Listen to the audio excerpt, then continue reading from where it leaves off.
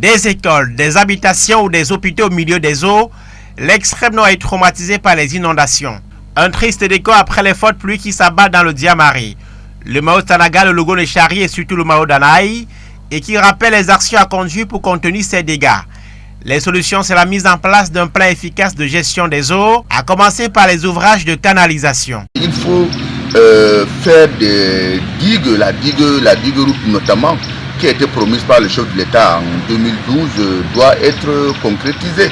Parce que cette digue permettra de contrôler la circulation des eaux qui circulent dans le Logone. La digue de Maga, vieille de près de 50 ans, est régulièrement rompue sous la pression des eaux. La région de l'extrême nord est une zone de rétention, notamment lors des pics de pluie des mois d'août et de septembre. Avec un sol argileux, l'infiltration de l'eau n'est pas assurée. La réponse, d'après les spécialistes, c'est la mise en place d'un plan d'aménagement du territoire. Une des solutions également un peu radicale, ce serait également le déguerpissement des populations qui sont installées dans les zones dites les zones rouges.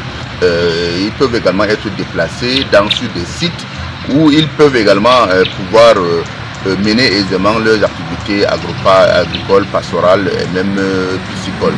Construction et réhabilitation des ouvrages hydrauliques, gestion rigoureuse de l'occupation des sols, des défis à relever pour éviter de nouvelles catastrophes dans une région où les inondations sont devenues une menace à la sécurité alimentaire. C'est ce qu'il faut résoudre aujourd'hui au Cameroun pour sauver les populations sur le plan humanitaire et pour canaliser, booster le développement dans cette partie qui est un bassin de production, c'est le bassin céréalier du pays. Et cet investissement est obligatoire si nous voulons maintenir la sécurité alimentaire et si nous voulons un jour voir ces populations sortir de la pauvreté. Certains spécialistes recommandent par ailleurs la construction des maisons sur pilotis, un modèle de construction surélevé pour faire face à la montée des eaux dans les zones inondables.